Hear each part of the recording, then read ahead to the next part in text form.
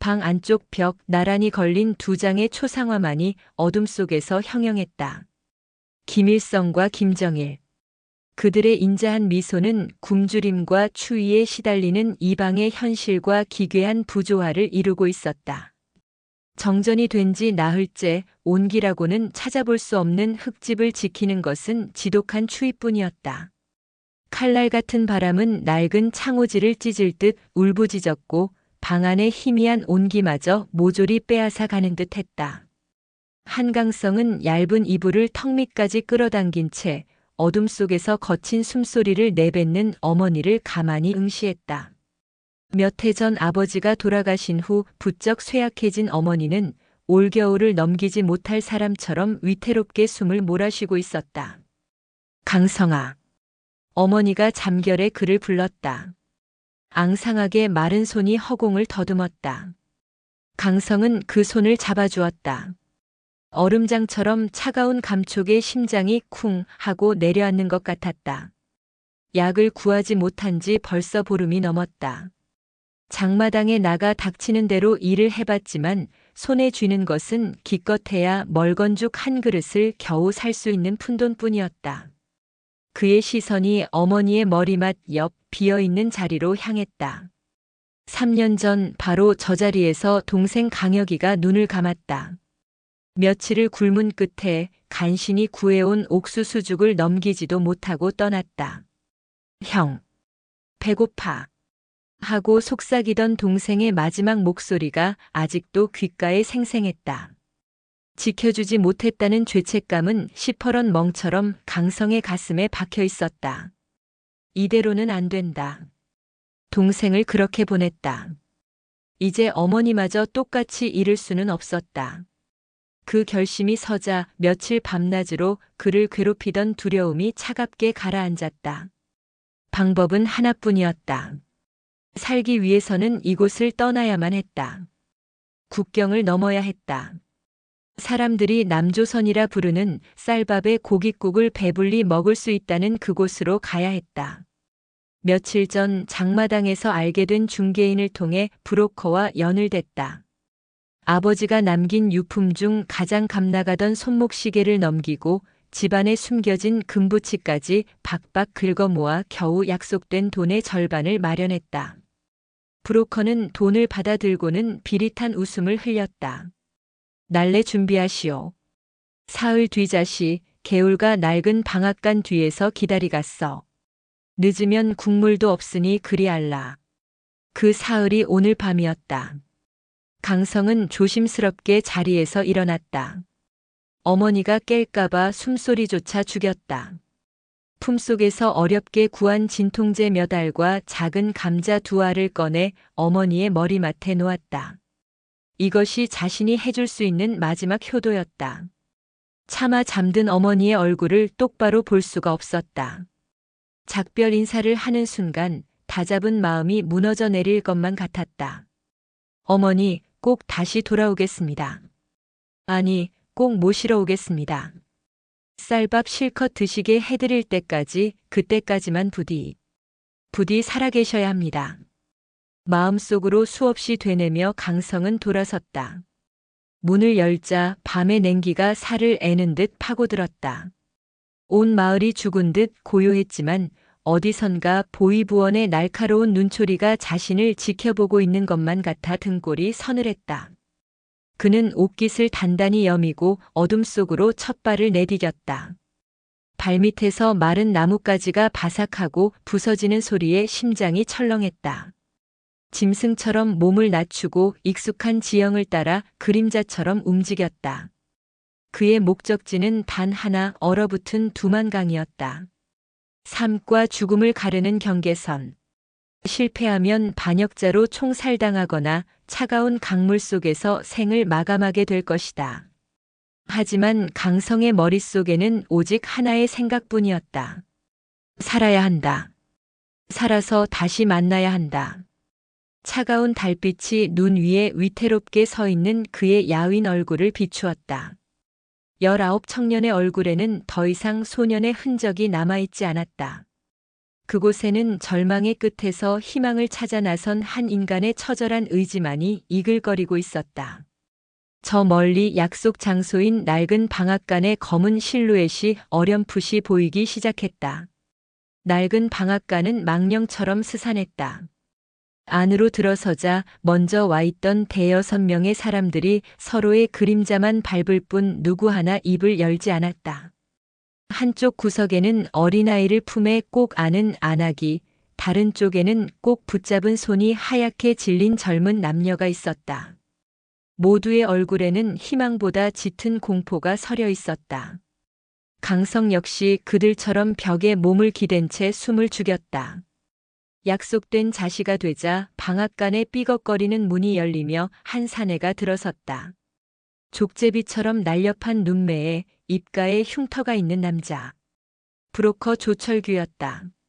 그는 방 안을 훑어보며 마치 물건을 세는 듯한 눈빛을 보냈다. 다 모였군. 그의 목소리는 낮고 갈라져 있었다.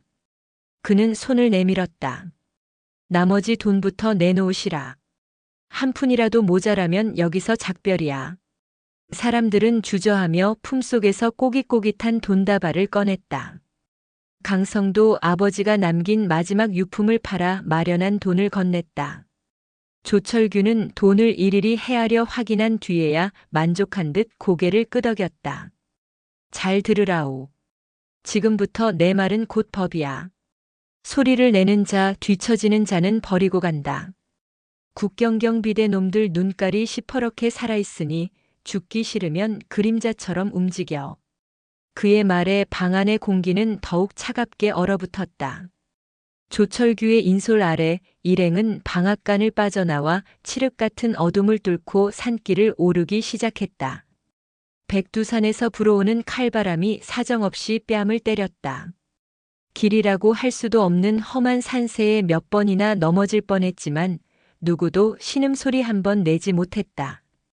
오직 서로의 거친 숨소리와 발밑의 눈이 으스러지는 소리만이 그들이 살아있음을 증명했다. 얼마나 걸었을까? 마침내 시야가 트이며 달빛을 받아 은백색으로 빛나는 거대한 평원이 모습을 드러냈다. 얼어붙은 두만강이었다. 강 건너편 중국 땅에서는 희미한 불빛들이 깜빡이고 있었다. 저 불빛만 넘어서면 살 수 있다는 생각에 모두의 눈에 잠시 희망이 어렸다. 저기다. 조철규가 턱짓으로 강 한가운데를 가리켰다. 저쪽이 얼음이 가장 얇아.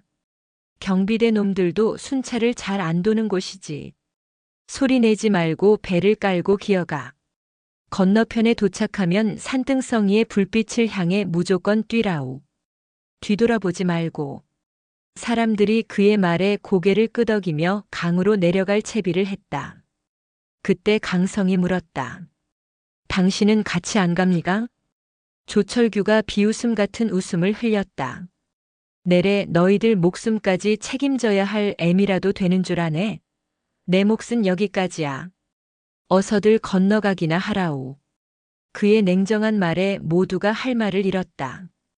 그들에게 다른 선택지는 없었다. 일행 중 가장 나이든 남자가 선두로 조심스럽게 얼음판에 몸을 뉘었다. 뒤이어 다른 사람들도 그를 따랐다. 강성도 차가운 얼음 위에 배를 대고 기기 시작했다. 살얼음이 갈라지는 듯한 소리가 들릴 때마다 심장이 멎는 것 같았다. 그때였다. 붉은 섬광이 밤하늘을 갈랐다. 신호탄이었다. 뒤이어 강기슭에 숨어있던 탐조등들이 일제히 불을 밝히며 얼음판 위를 대낮처럼 비추었다. 도강자다. 쏴라. 북녘 땅에서 터져나온 고함 소리와 함께 총성이 밤의 정적을 찢었다. 으악. 여보. 순식간에 얼음판은 아비규환의 지옥으로 변했다. 혼비백산한 사람들이 사방으로 흩어졌다. 총알이 핑핑 소리를 내며 얼음을 뚫고 지나갔다. 강성은 본능적으로 고개를 숙인 채 미친 듯이 앞으로 기었다. 바로 옆에서 기어가던 젊은 남자가 신음과 함께 쓰러지는 것이 보였다. 머릿속이 하얗게 비었다. 오직 살아야 한다는 본능만이 그의 몸을 움직였다. 그는 보았다. 강기슭 어둠 속에 서서 이 모든 것을 지켜보는 조철규의 실루엣을.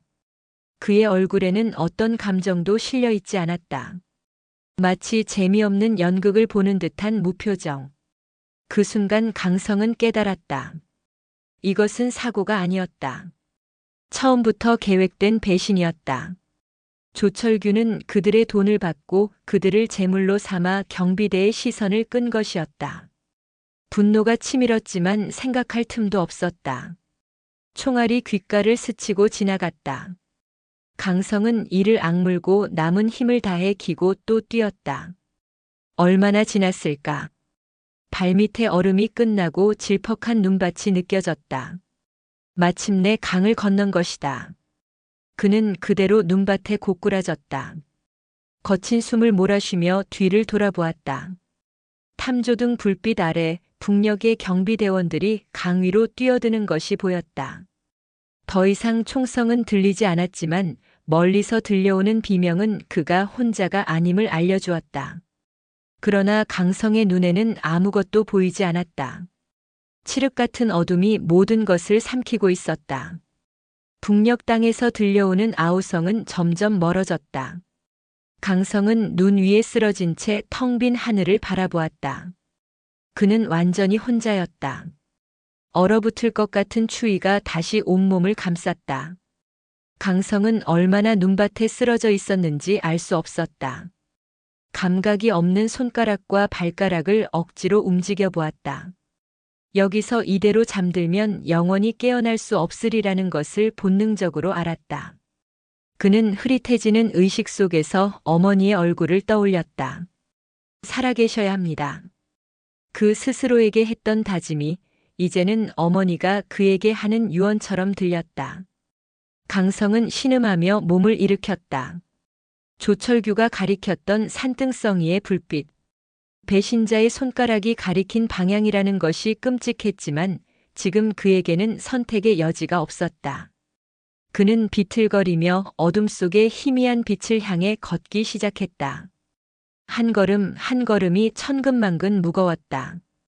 조철규의 무표정한 얼굴과 얼음판 위에서 쓰러져가던 사람들의 모습이 망령처럼 머릿속을 맴돌았다. 분노와 슬픔 그리고 살아남았다는 비참한 안도감이 뒤섞여 속이 메스꺼웠다. 그 후 며칠간 강성은 유령이 되었다. 낮에는 인적이 드문 산속이나 낡은 창고에 숨어 잠을 잤고 밤이 되면 굶주린 짐승처럼 어둠을 틈타 움직였다.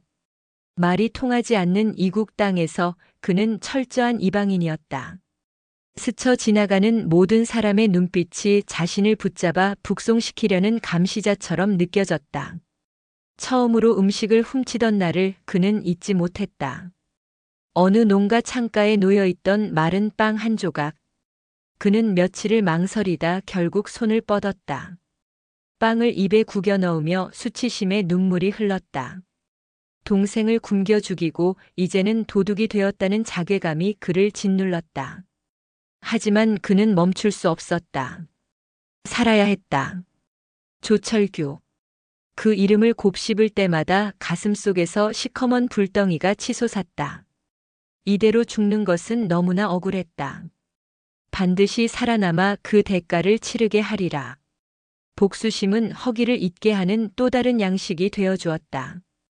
그는 탈북을 결심했을 때 들었던 마지막 희망의 끈을 떠올렸다. 연길이라는 도시에 가면 붉은 십자가가 걸린 교회가 있다는 이야기. 그곳에 가면 도움을 받을 수도 있다는 뜬 소문이었다. 그는 지도 한 장 없이 오직 사람들에게 연길이라는 단어만 보여주며 길을 물었다. 경계심 가득한 눈빛과 손사래를 수없이 겪어야 했다. 때로는 며칠 동안 사람 구경조차 못하기도 했다. 한 달이 넘는 시간을 헤맨 끝에 그는 기적처럼 연길의 변두리에 도착했다. 그리고 마침내 낡은 건물들 사이에서 희미하게 빛나는 붉은 십자가를 발견했다. 차가운 절망 속에서 타오르는 작은 불씨 같았다. 그는 교회 문 앞에서 한참을 서성였다. 문을 두드리는 순간 자신의 운명이 또 한 번 갈릴 터였다. 만약 이곳마저 함정이라면, 조철규 같은 인간이 웃으며 그를 맞이한다면, 학생, 누구를 찾소? 그때 문이 열리며 인자한 인상의 중년 남자가 나타났다. 조선족 말투였다. 강성은 자신도 모르게 무릎을 꿇고 말았다. 한 달 넘게 억눌렀던 모든 것이 한꺼번에 터져나왔다. 그는 제대로 된 말도 잊지 못하고 그저 흐느꼈다. 그 교회는 탈북자들을 돕는 비밀스러운 안가와 연결되어 있었다. 강성은 그곳에서 난생 처음으로 따뜻한 잠자리와 쌀밥이 담긴 국을 대접받았다. 그를 돌봐준 사람은 자신을 김 선생이라고만 밝힌 남한 출신의 선교사였다. 김 선생은 강성의 이야기를 묵묵히 들어주었고 아무것도 묻지 않았다. 그저 앙상하게 마른 그의 어깨를 두드리며 말했다. 고생 많았소. 이제 괜찮을 거요. 안가에서의 짧은 휴식은 끝이 아니었다. 그것은 또 다른 길고 긴 여정의 시작이었다. 강성은 그곳에서 만난 다른 탈북자들과 함께 남쪽으로 향하는 유령의 길에 다시 올랐다. 좁은 트럭 짐칸에 짐짝처럼 실려 며칠을 달리고 뱀과 독충이 우글거리는 동남아의 정글을 맨발로 걸어서 넘었다. 때로는 국경 수비대의 눈을 피하기 위해 며칠씩 굶으며 늪지대에 숨기도 했다. 잡히면 북송이라는 공포가 항상 그들의 뒤를 따랐다. 기나긴 여정은 수많은 사람들의 얼굴을 스쳐가게 했다. 희망을 이야기하던 청년이 병에 걸려 낙오했고 아이를 업고 국경을 넘던 어머니는 결국 아이와 헤어져야 했다. 강성은 침묵 속에서 그저 걸었다. 그의 마음은 점점 더 단단하고 차가운 돌처럼 굳어갔다. 몇 달인지 해가 바뀌었는지도 모를 시간이 흐른 뒤 그들은 마침내 태국 방콕에 도착했다. 그리고 꿈에 그리던 대한민국 대사관의 태극기를 마주했다. 대사관 문을 통과하는 순간 강성은 다리에 힘이 풀려 주저앉았다. 지옥 같던 여정이 끝났다는 안도감, 그리고 알 수 없는 막막함이 동시에 밀려왔다. 며칠 뒤 그는 비행기에 올랐다. 창문 너머로 보이는 서울의 야경은 마치 하늘의 별들을 땅에 옮겨놓은 듯 비현실적으로 아름다웠다. 하지만 그 불빛 속에서 그가 가야 할 길은 보이지 않았다. 인천국제공항에 내린 그의 앞에 검은 양복을 입은 남자들이 나타났다.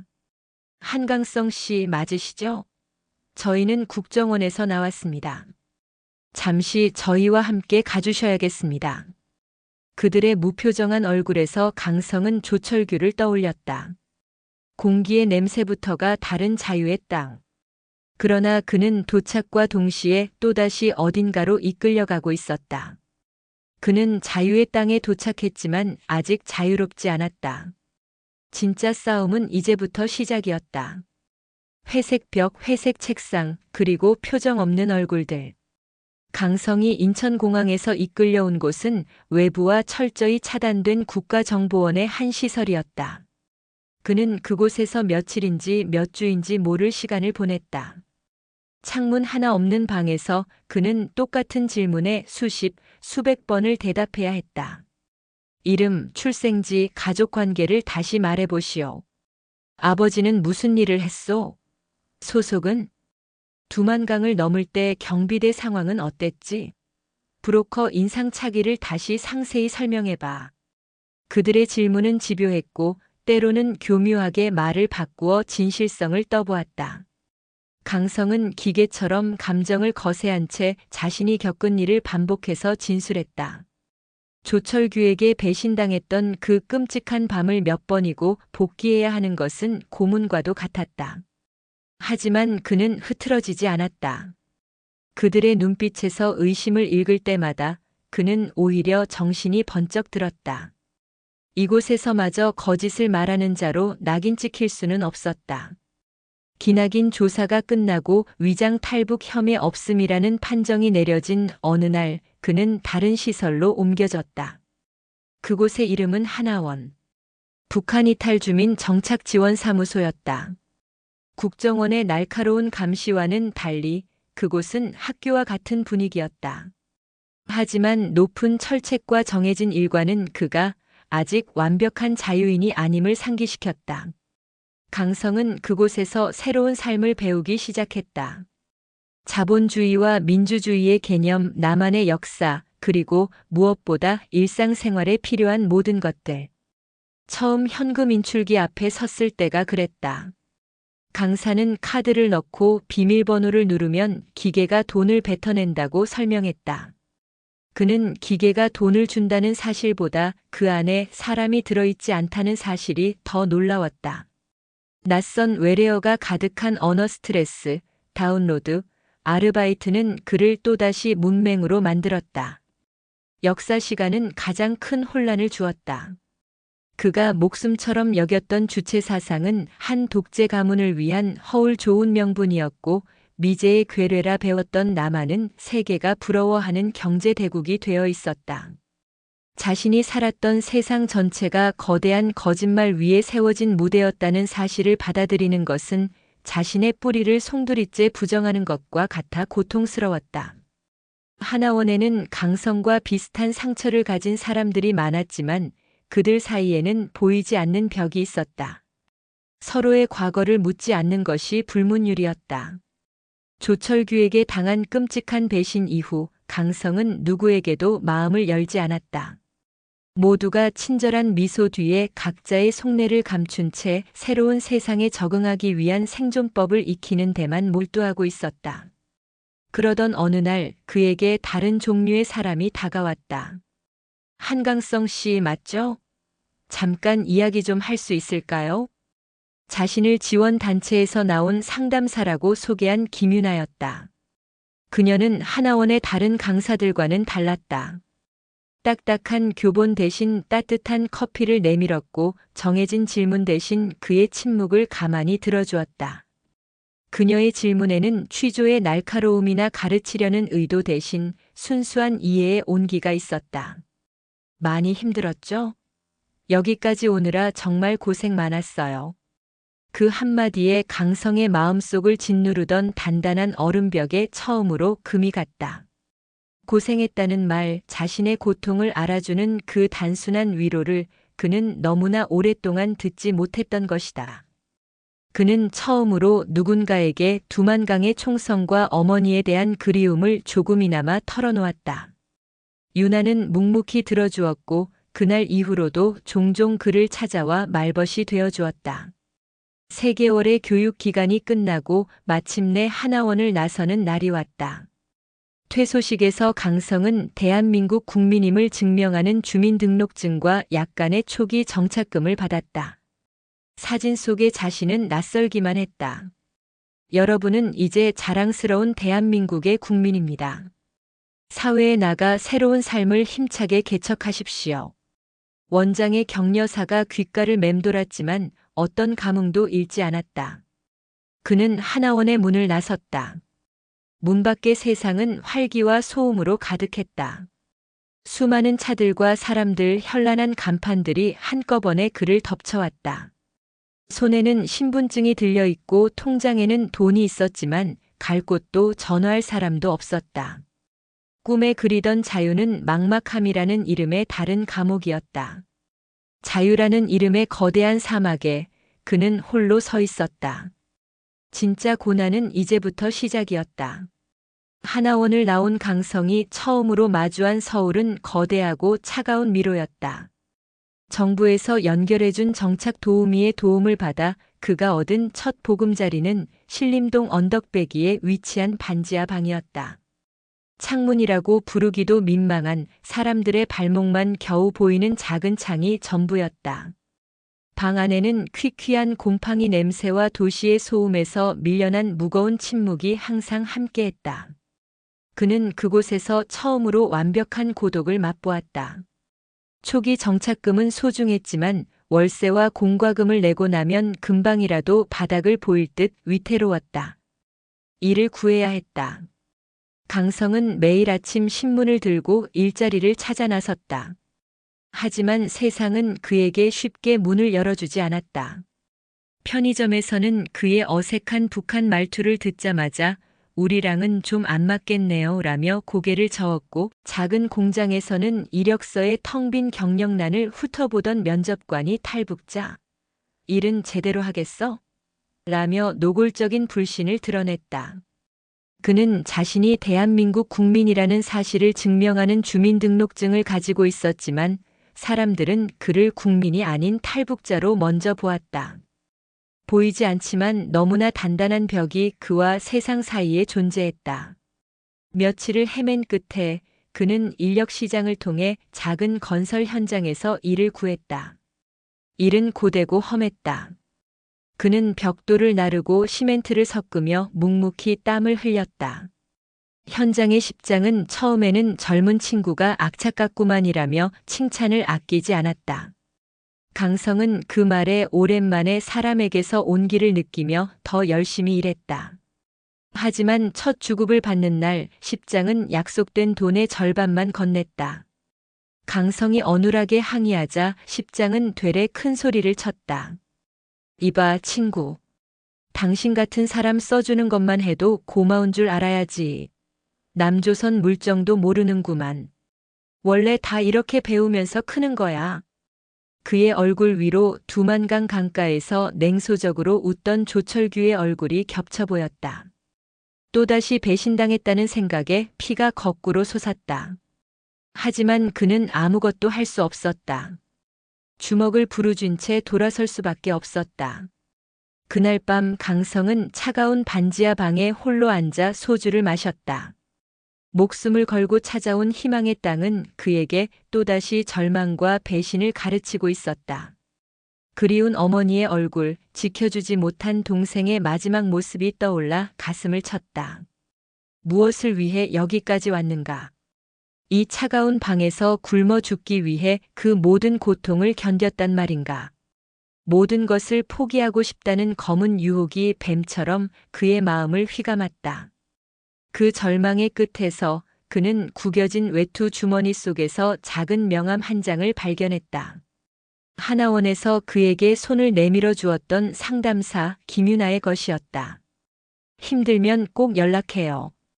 그녀의 목소리가 환청처럼 들렸다. 그는 한참을 망설였다. 누군가에게 약한 모습을 보이는 것은, 도움을 청하는 것은 그에게 익숙지 않은 일이었다. 하지만 이대로는 무너질 것만 같았다. 그는 떨리는 손으로 전화번호를 눌렀다. 여보세요? 수화기 너머로 들려오는 맑은 목소리에 강성은 순간 말을 잇지 못했다. 저 한강성입니다. 목소리가 심하게 잠겨 있었다. 모든 것을 설명할 기력도 없었다. 하지만 유나는 그의 침묵과 잠긴 목소리만으로도 많은 것을 알아차린 듯 했다. 강성 씨, 괜찮아요? 어디에요? 잠시 후 유나는 그의 반지하 방 근처 허름한 식당으로 그를 불러냈다. 그녀는 아무것도 묻지 않고 따뜻한 국밥 한 그릇을 그의 앞에 놓아주었다. 김이 모락모락 피어오르는 국밥을 보자 강성은 자신도 모르게 눈물을 쏟았다. 유나는 그가 진정될 때까지 말없이 기다려 주었다. 그날 유나는 그에게 새로운 일자리를 소개해 주었다. 큰 곳은 아니에요. 시장 골목에 있는 작은 국밥집인데 설거지 일손을 구하고 있대요. 제가 아는 분을 통해 들었는데 사장님이 나쁜 분은 아니라고 했어요. 일단 여기서 버텨보는 건 어때요? 다음 날 강성은 유나가 알려준 주소로 향했다. 시장 깊숙한 골목에 자리한 진성국밥이라는 낡은 간판이 보였다. 가게 뒷골목에서는 뜨거운 증기와 뒤섞인 음식물 쓰레기 냄새가 진동했다. 결코 희망적이라고는 할 수 없는 풍경이었다. 하지만 그에게는 선택의 여지가 없었다. 그는 다시 한번 이를 악물었다. 이곳이 그의 새로운 시작점이 될 것이라고는, 그리고 이 국밥집에서 그의 인생을 바꿀 또 다른 인연이 기다리고 있을 것이라고는 그때의 강성은 상상조차 하지 못했다. 그는 그저 살아남기 위해 다시 한번 세상의 가장 낮은 곳으로 발을 들였다. 진성 국밥의 뒷주방은 그가 거쳐온 세상만큼이나 거칠었다. 쉴 새 없이 뜨거운 김이 뿜어져 나왔고 산더미처럼 쌓이는 그릇들은 마치 그의 고단한 살처럼 끝이 없어 보였다. 강성은 동이 트기 전부터 가게에 나와 한밤중이 되어서야 허름한 반지하 방으로 돌아갔다. 손은 늘 불어터져 있었고 온몸에서는 짬뽕된 음식물 냄새가 떠나지 않았다. 하지만 강성은 불평하지 않았다. 그는 묵묵히 그릇을 닦았다. 그릇에 남은 작은 고춧가루 하나까지 용납하지 않았다. 그것은 단순한 노동이 아니었다. 깨끗해지는 그릇을 보며 그는 자신의 얼룩진 삶을 닦아내는 기분을 느꼈다. 절망 속에서 썩어 문드러지지 않기 위한 그만의 처절한 의식이었다. 가게 주인 박진수 사장은 무뚝뚝하기 짝이 없는 노인이었다. 깊게 팬 주름과 오랜 노동으로 다져진 투박한 손. 그는 말 대신 날카로운 눈빛과 굳게 닫힌 입으로 모든 것을 말했다. 그는 강성에게 일을 가르쳐 주지도 말을 걸지도 않았다.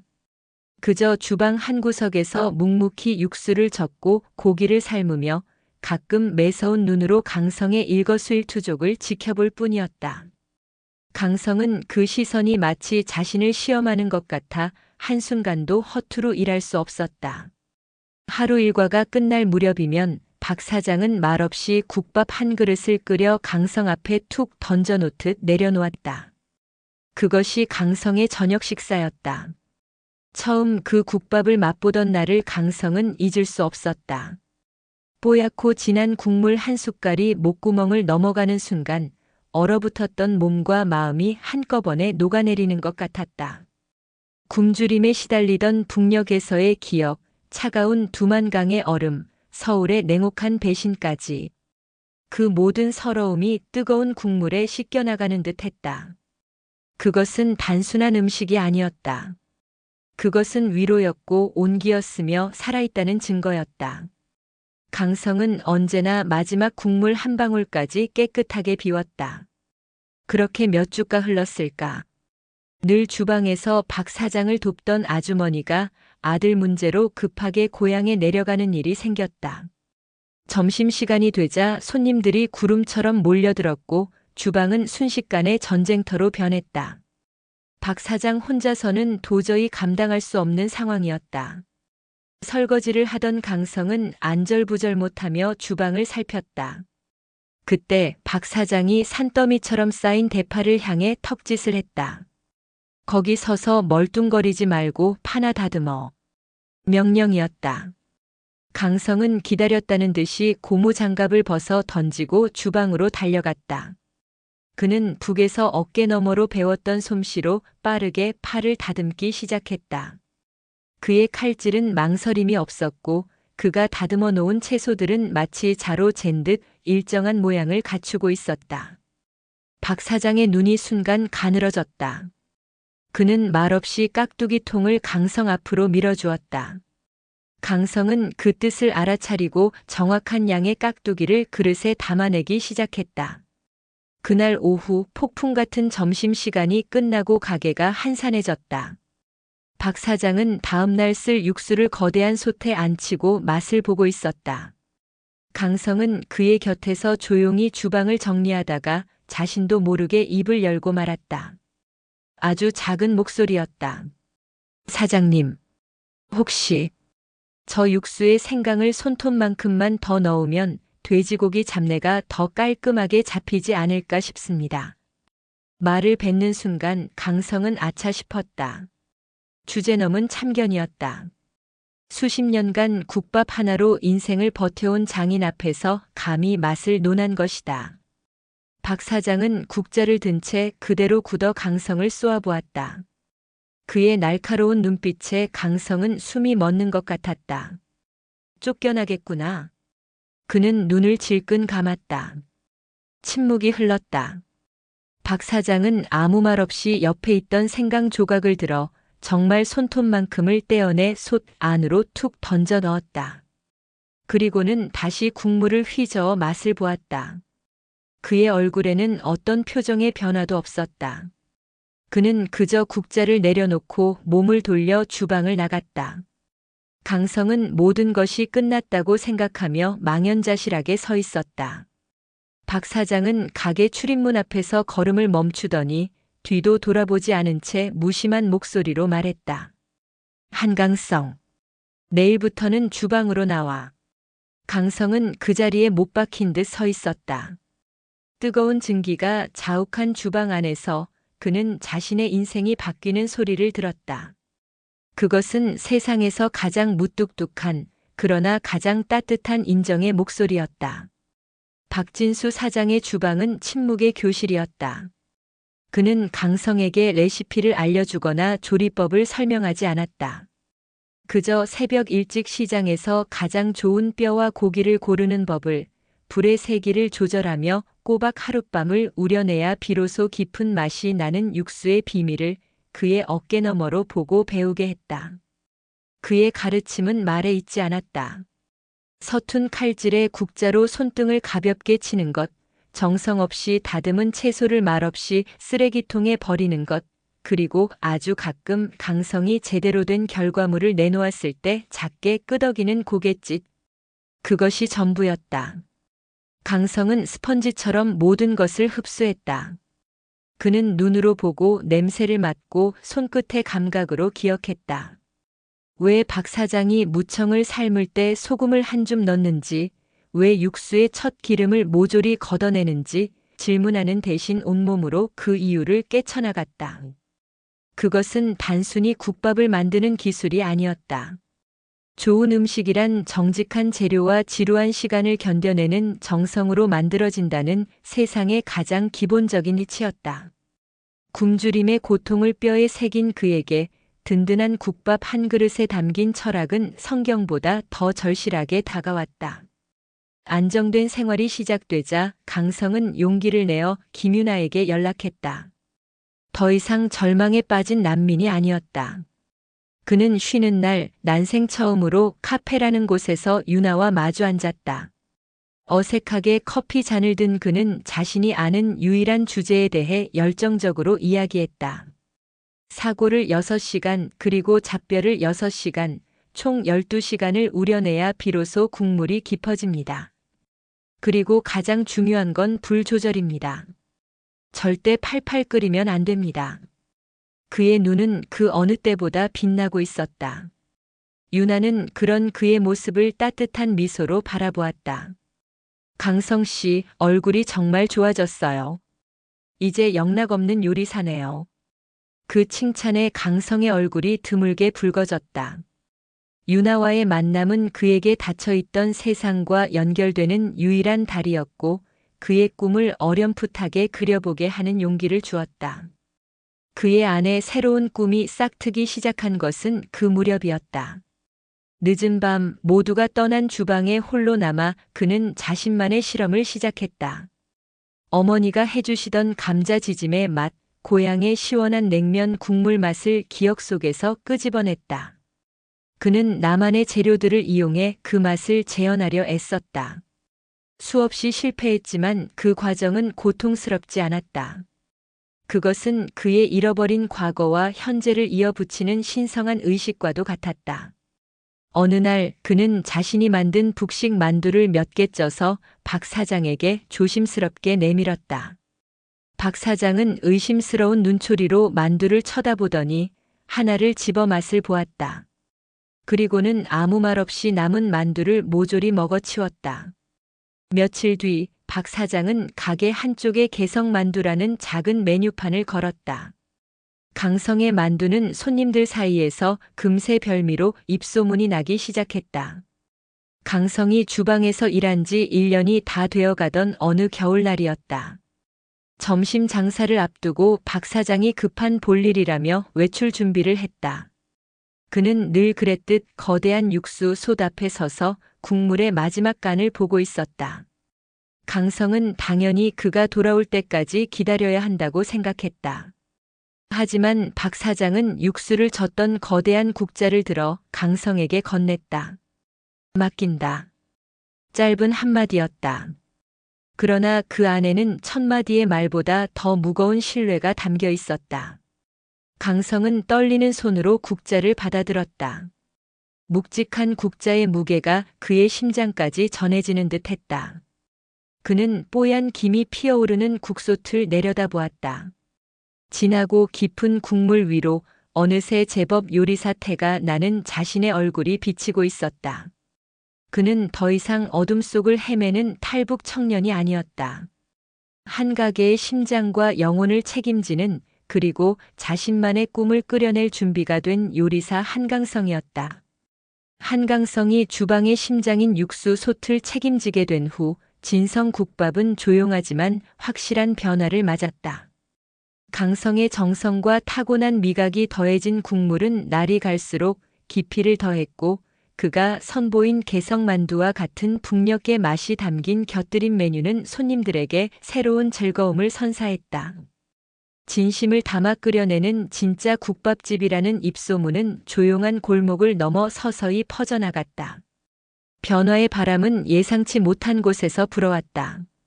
어느 날 젊은 음식 블로거가 우연히 가게를 찾았다가 그의 국밥에 깊은 감명을 받았다.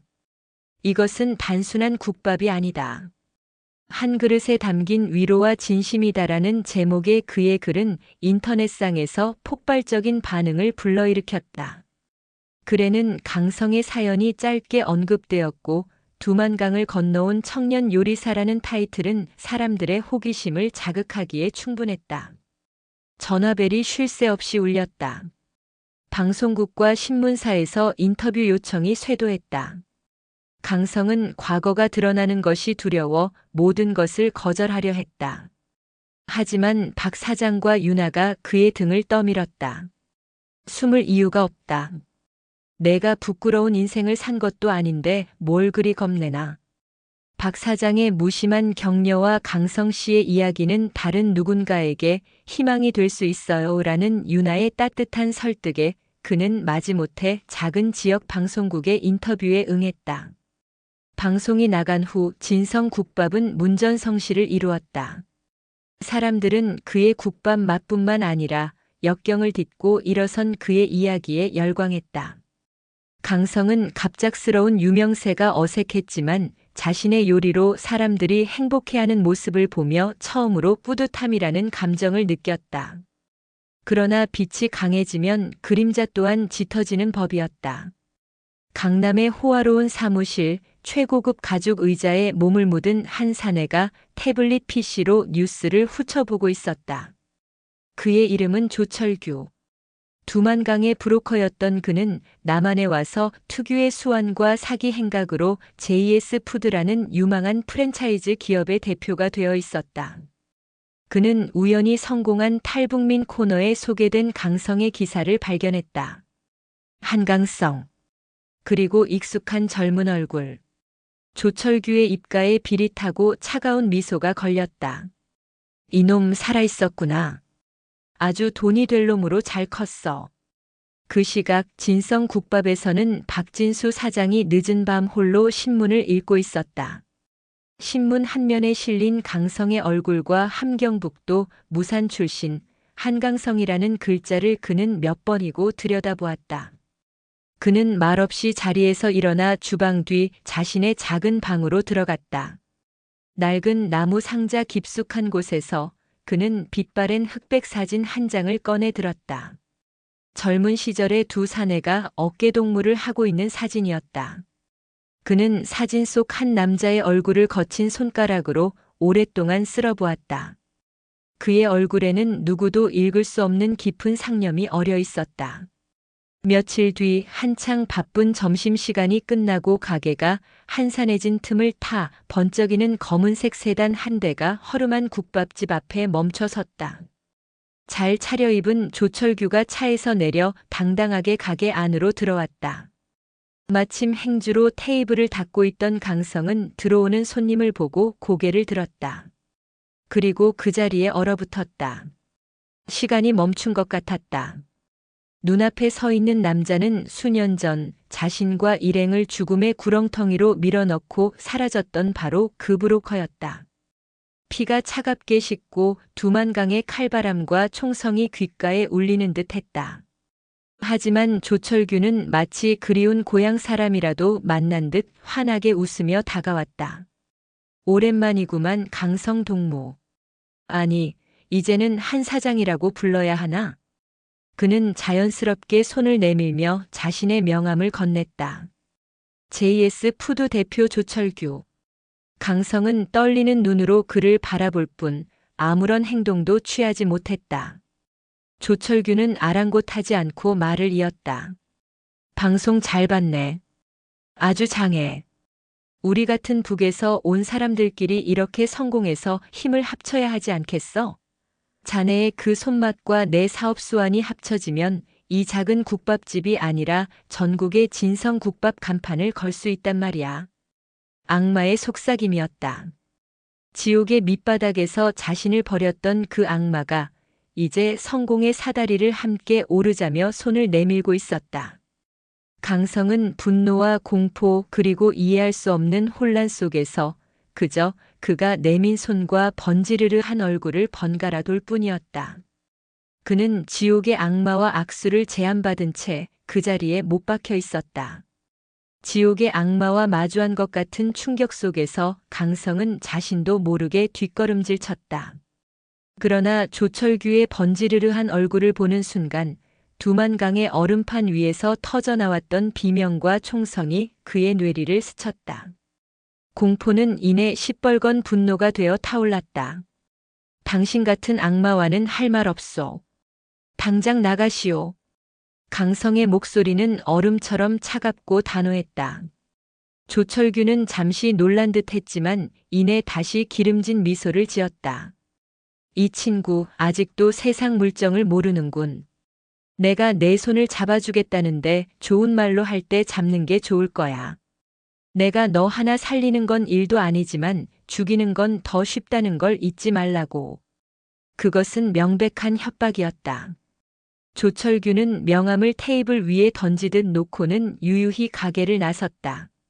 강성은 그가 사라진 뒤에도 한참 동안 그 자리에 서서 온몸을 부들부들 떨었다. 평화는 산산조각 났다. 과거의 망령이 그의 현재를 집어삼키기 위해 돌아온 것이다. 그날 이후 강성은 사람이 달라졌다. 넋이 나간 사람처럼 육수를 태우기 일쑤였고 손님 앞에서도 실수를 연발했다. 가게 안을 채웠던 활기는 사라지고 강성의 깊은 시름이 무겁게 내려앉았다. 박 사장은 말없이 그를 지켜볼 뿐이었고 소식을 듣고 찾아온 유나는 그의 위태로운 모습에 가슴 아파했다. 결국 강성은 유나에게 모든 것을 털어놓았다. 두만강에서의 배신 그리고 그 악마가 다시 찾아와 그의 모든 것을 빼앗으려 한다는 사실까지. 이야기를 듣는 내내 유나의 얼굴은 하얗게 질려 있었다. 그녀는 떨고 있는 강성의 손을 꼭 잡아주었다. 혼자 끙끙 앓지 말아요. 이제부턴 혼자가 아니에요. 내가 같이 싸울게요. 조철규의 공격은 그들의 예상보다 더 교활하고 신속했다. 인터넷에는 진성 국밥의 비위생적인 실태라는 악의적인 글들이 퍼지기 시작했다. 식자재 납품업체는 갑자기 거래를 끊었고 구청에서는 불시 위생 점검을 나왔다. 흠잡을 데 없는 가게였지만 악의를 품은 소문은 손님들의 발길을 끊기에 충분했다. 한때 문전성시를 이루던 가게는 썰렁하게 비어가기 시작했다. 강성은 자신의 손으로 이룬 모든 것이 물거품처럼 사라지는 것을 보며 속수무책으로 절망에 빠졌다. 어느 늦은 밤 텅 빈 가게에 홀로 앉아있는 강성에게 박 사장이 다가왔다. 그는 따뜻한 차 한 잔을 내밀고는 그의 맞은편에 조용히 앉았다. 그놈이냐? 두만강에서 너를 버렸다는 놈이. 강성은 고개를 들지 못했다. 박 사장은 한숨을 내쉬더니 무겁게 입을 열었다. 혹시 내 아버지 이름이 한태섭 동무 맞나? 벼락을 맞은 듯한 충격에 강성이 고개를 번쩍 들었다. 자신의 아버지 이름을 박 사장이 어떻게 아는 것인지 그의 머릿속은 하얗게 비었다. 박 사장은 주름진 손으로 품속에서 낡은 흑백 사진 한 장을 꺼내 강성 앞에 내려놓았다. 젊은 두 남자가 환하게 웃으며 어깨동무를 하고 있는 사진이었다. 이게 내 아버지다. 박 사장이 사진 속 한 남자를 가리켰다. 강성은 숨을 멈췄다. 한 번도 본 적 없는 아버지의 젊은 시절 모습이었다. 그리고 그 옆이 나야. 강성은 믿을 수 없다는 듯 사진과 박 사장의 얼굴을 번갈아 보았다. 박 사장의 목소리가 아득한 과거를 향해 흘러갔다. 나와 내 아버지는 북에서 둘도 없는 동무이자 동지였다. 우린 최고의 기술자들이었고 함께 더 나은 조국을 꿈꿨지. 하지만 세상이 우리를 시기했어. 반동 분자로 몰려 숙청될 위기에 처했을 때 내 아버지가 나를 먼저 탈출시켰다. 자기는 가족들을 지켜야 한다면서 언젠가 내가 자리를 잡으면 꼭 가족들을 데려와 달라는 약속을 받아내고는 그렇게 홀로 모든 걸 뒤집었었지. 박 사장의 눈가에 이슬이 맺혔다. 평생을 그 빚을 마음에 품고 살았다. 수소문했지만 너희 가족의 소식은 들을 길이 없었어. 그러다 신문에서 내 기사를 봤다. 이름과 고향을 보고 혹시나 했지. 내가 처음 가게에 왔을 때부터 어딘가 태섭이를 닮았다고 생각했는데 내 앞에 이렇게 아들이 되어 나타나 줄 줄이야. 이건 하늘이 내게 준 평생의 빚을 갚을 마지막 기회다. 강성은 오열했다. 자신을 지탱해주던 모든 것이 무너지는 동시에 더 거대한 무언가가 그를 일으켜 세우고 있었다. 박 사장의 무뚝뚝한 친절이 그를 받아준 이유가 이 국밥집이 그에게 주었던 온기가 모두 아버지로부터 이어진 인연의 끈이었음을 깨달았다. 그는 혼자가 아니었다. 단 한순간도 혼자였던 적이 없었다. 그는 눈물을 닦고 일어섰다. 아버지의 사진과 자신을 지켜준 동지를 번갈아 보았다. 절망으로 가득 찼던 그의 눈에는 이제 강철 같은 의지가 서려 있었다. 사장님. 아니, 아저씨. 이제 더 이상 도망치지 않겠습니다. 그는 더 이상 두만강의 겁에 질린 소년이 아니었다. 그는 아버지 한태섭의 아들이었고 박진수의 동지였으며 이제는 스스로의 운명을 책임지고 악연을 끊어낼 전사였다. 그날 밤 텅 빈 진성 국밥은 세 사람의 결의로 가득 찬 작전실이 되었다. 더 이상 물러설 곳도 물러설 이유도 없었다. 강성의 옆에는 평생의 빚을 갚으려는 노장 박진수와 불의에 맞서기로 결심한 따뜻한 동지 김윤아가 있었다. 그들은 조철규라는 거대한 악에 맞서기 위한 그물코를 짜기 시작했다. 그놈은 돈과 권력으로 움직입니다. 우리가 가진 건 진실뿐이에요. 윤아가 말했다. 그 진실을 세상에 알릴 가장 효과적인 방법을 찾아야 해요. 윤아는 자신이 속한 지원단체의 네트워크를 총동원해 조철규에게 사기를 당했던 또 다른 탈북민 피해자들을 수소문하기 시작했다. 박 사장은 자신의 오랜 시장 인맥을 통해 조철규의 JS푸드가 납품업체들을 어떻게 압박하고 착취했는지에 대한 증거를 모았다. 그리고 강성은 자신의 모든 과거를 무기 삼아 가장 날카로운 칼을 갈았다. 그는 두만강의 그날부터 지금까지의 모든 일을 한자 한자 눌렀으며 다가올 결전의 날을 준비했다. 그들의 진심은 정의감 넘치는 한 시사 프로그램 PD의 마음을 움직였다. 조철규의 화려한 성공 신화 이면에 감춰진 추악한 진실을 파헤칠 기회였다. 그들은 함께 덫을 놓았다. 결전의 날은 JS푸드가 대대적인 신규 프랜차이즈 사업을 발표하는 기자회견장에서 열렸다. 수많은 카메라와 기자들 앞에서 조철규는 탈북민과 함께 성장하는 사회적 기업이라는 위선적인 가면을 쓰고 연설을 하고 있었다. 바로 그때 기자회견장 뒷문이 열리며 강성이 윤아와 다른 피해자 몇 명과 함께 당당히 걸어 들어왔다. 모든 시선이 그들에게 쏠렸다. 단상 위에 조철규는 불청객의 등장에 얼굴이 굳어졌다. 강성은 마이크 하나를 집어들고 단상 앞으로 나섰다. 그의 목소리는 떨리지 않았다. 조철규 대표님, 저를 기억하십니까? 조철규의 동공이 흔들렸다.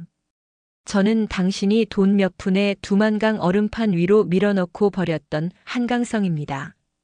장내가 술렁였다. 강성은 자신의 이야기를 두만강의 총성과 배신 그리고 서울에서 겪었던 절망을 담담하지만 힘있는 목소리로 토해냈다. 뒤이어 다른 피해자들이 나서 조철규에게 당했던 사기 행각들을 눈물로 고발했다.